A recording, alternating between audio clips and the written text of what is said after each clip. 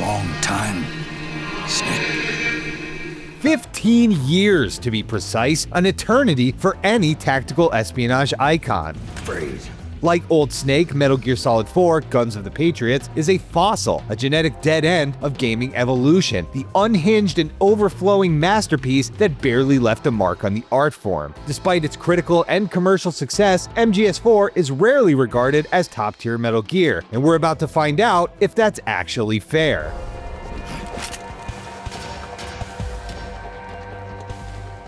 Trapped on dead console hardware for the better part of its hard life, thanks to the new Master Collection Volume 2, it's finally possible for everyone to experience MGS4, from the folks who first fired it up in 2008 to series diehards who've been aching to fill a blind spot in their fandom, and even people completely new to Metal Gear who have absolutely no idea what they're in for. All of them will reckon with the many, many questions MGS4 brings to mind, like, will we ever see a game like this again? Why did we stop talking about it? And perhaps most importantly, This is good, isn't it?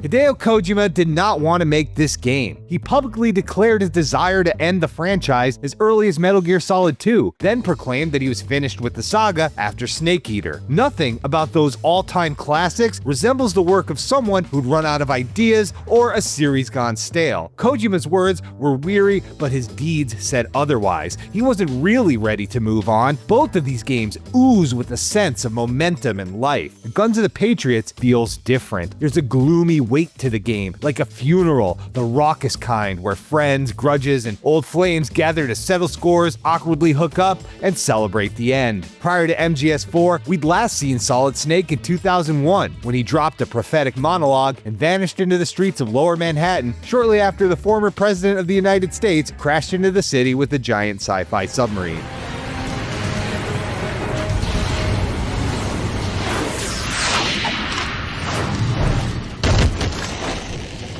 As situations go, it's certainly one that begs for some kind of follow-up, and after years of fans demanding the return of the legendary mercenary, Kojima obliged in trademark trolling fashion.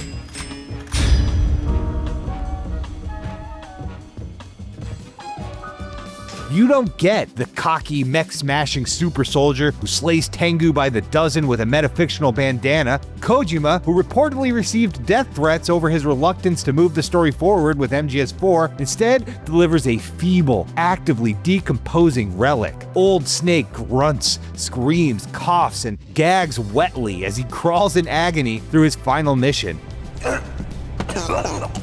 You okay? All for the privilege of being allowed to die before his poisoned blood wipes out humanity. Old Snake was punished before punished was cool. It's a trope we've seen a lot lately. The beloved hero of a bygone age, bitter, broken down, and humbled, all in service of passing the torch to a spunky new recruit before the credits roll. But there is no Ray here to don the cardboard box, no Adonis Creed, no Robin, nor any kind of chipper next-gen protagonist cued to continue Snake's legacy by selling some video games. Nearly everyone in Metal Gear Solid 4 is old, dead, or extremely married by the end of the story. A bittersweet and beautifully conclusive eulogy to a deeply heroic and thoroughly decrepit old man who reeks of cigarettes. War has changed. Our time has ended. Modern media is designed to protect itself, to keep mythology marketable, and leave endings open for future exploitation. Kojima does the exact opposite with MGS4, performing peaceful euthanasia on his life's work to that point. It's a brave move delivered with a lot of love and earnestness, and anyone upset at geriatric Snake were too busy feasting on a buffet of fan service to stay mad for long. Let it go. Rarely do sprawling stories wrap up as neatly as Metal Gear Solid's, even if neatly here means bursting at the seams and slightly slapdash. Kojima didn't have a decades-long master plan when he made Metal Gear for the MSX in 1987, but he managed to BS his way into satisfying answers for nearly everything. It's an ambitious, messy, and sincere send-off to Snake in the series. There's really nowhere else to go from here. Which brings us to the elephant in the room, dangling precariously from a Fulton balloon over this whole discussion. Guns of the Patriots is not the last Metal Gear Solid game. Despite his protestations, Kojima had 2 more Metal Gears in him: the portable Peace Walker, a numbered entry in all but name, and the tragic MGS-5. Both respect the brick wall he built at the end of the timeline and tread water safely in the past instead of pushing forward. Kojima decided to move the series horizontally instead, experimenting with tech and form until Konami kicked him out. Kojima's actual final chapter, when it came, was compromised and ignominious, a casualty of his ugly exit from Konami and a sour note on which to end. Guns of the Patriots was Kojima ending things on his own terms, a bombastic epic with a massive budget that bursts with supreme confidence and unfiltered honesty. It would be the last time he ever made a game like this.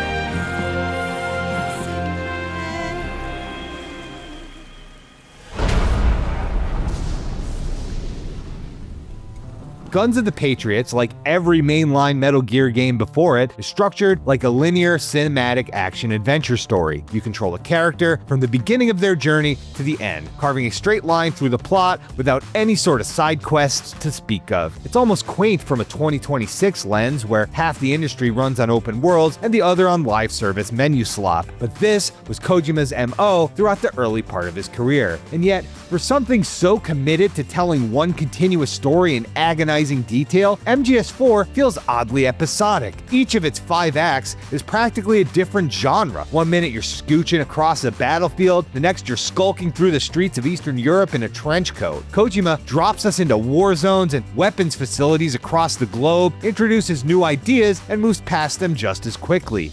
Kojima's Hollywood aspirations run wild here, and while some of the sloggier cinematics are a chore, I'd sit through 1,000 torturous mission briefings to relive MGS4's queasy, white-knuckle fusions of story and mechanics, like the sicko mode split-screen action set pieces and the tactile desperation of the microwave hallway.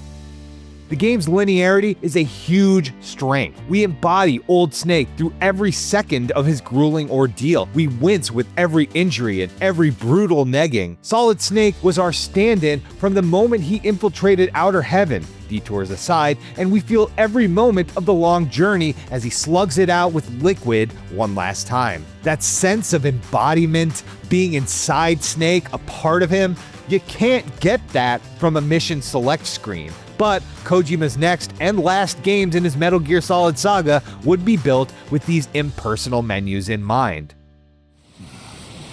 Listen up. For us, there is no victory. But in Revolution, doesn't one triumph or die? We don't do either.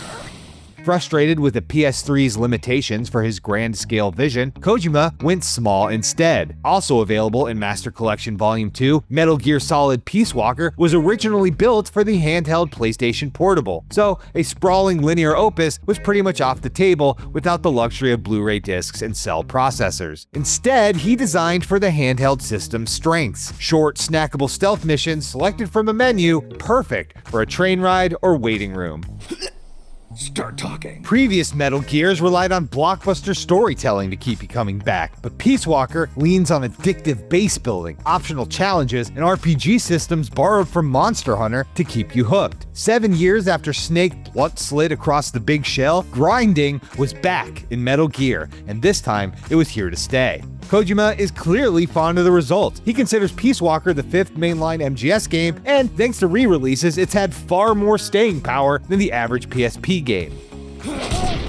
He liked the formula so much, he made it his default going forward. Both MGS5 and Death Stranding run on the same skeleton, embracing timers and stats and judging your performance in isolated missions chosen from a list. At this rate, we'll probably be chasing S ranks in OD. It works beautifully for a handheld and for a taciturn cipher like Sam Bridges, but it really doesn't suit traditional Metal Gear Solid. MGS5 was free from the shackles of a 272p screen, but even with the full glory of the Fox engine, the menu-driven mode of interaction keeps us at arm's length from Snake. Boss, I know you haven't been back long, prepared a list of missions for you. Open your Please iDroid. select a mission. The story becomes another checklist item, grinding through side ops until an actually important mission appears on the list. We're watching from a more omniscient remove as Snake sizes up the stats of future subordinates and navigates a tech tree. For a series that loves to mess directly with the player and collapse the space between them and the character, losing that intimacy comes with a cost. MGS4 made Snake's suffering feel like ours, and the series never approached that level of pathos again. Being inside old Snake's head for dozens of hours is genuinely unpleasant at times, to the point it makes the game almost hard to revisit, and it's one of several reasons why MGS4's legacy is so quiet.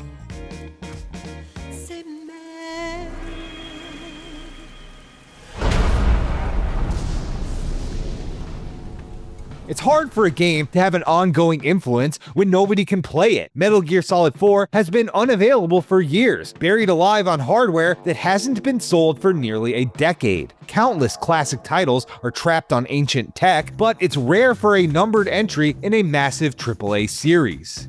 Erase my genes. Wipe this meme from the face of the earth. There's more than one culprit behind MGS4's absence, not least of which is the hardware it was designed around. The PS3's Cell processor was notoriously miserable to develop for, with bizarre architecture far removed from industry standards that made porting anything off of it a nightmare. It's also why emulation, so vital to keeping commercially abandoned games alive, couldn't save old Snake either. Strides have been made recently, but MGS4 remains a genuine bear to run outside of its native hardware. None of these technical woes were insurmountable, and neither were the super specific Sony references or the licensing entanglements from MGS4's frankly ludicrous product placement. It just needed a publisher that cared enough to devote the resources to porting it and had the courage to get Uniqlo, Apple, and Playboy back to the negotiating table. Konami was content to let the series languish for a long time, as it explicitly abandoned video games for pachinko parlors. It only once really wrestled with following MGS4 in the timeline in Platinum's audacious spin-off, Metal Gear Rising: Revengeance. Otherwise, it did not matter to Konami if nobody could buy or play MGS4. Snake, are you all right? Yeah, I just slipped a little. Thankfully, that's changed. Konami's prodigal return to video games has gone well enough so far, and now MGS4 is enjoying an immaculate rebirth, iPod and all. How will modern gamers receive it after so many years in the wilderness? Guns of the Patriots is an aggressively unfriendly game by modern standards. The cutscenes are completely out of control, nearly double the time actually spent playing the game. The common Kojima criticism is that he'd rather make movies than games, but it's hard to think of any film that's 9 hours long, built largely out of static codec calls, and features extended scenes of people drinking soda and smoking around little girls while weeping about nanomachines and infectious diseases. Whatever MGS4 is, it is not a movie, and it's certainly not made for newcomers. Who is this young woman in an age gap marriage with Colonel Campbell? Why does beating a boss summon a gimp-suited ghost? What are all of these incredibly verbose people going on about? I used to be an anime otaku. Wow. If you're expecting a welcoming onboarding experience, you're in for a migraine the size of Mount Snakemore. And if the lore doesn't kill you, the cringe will. Diarrhea.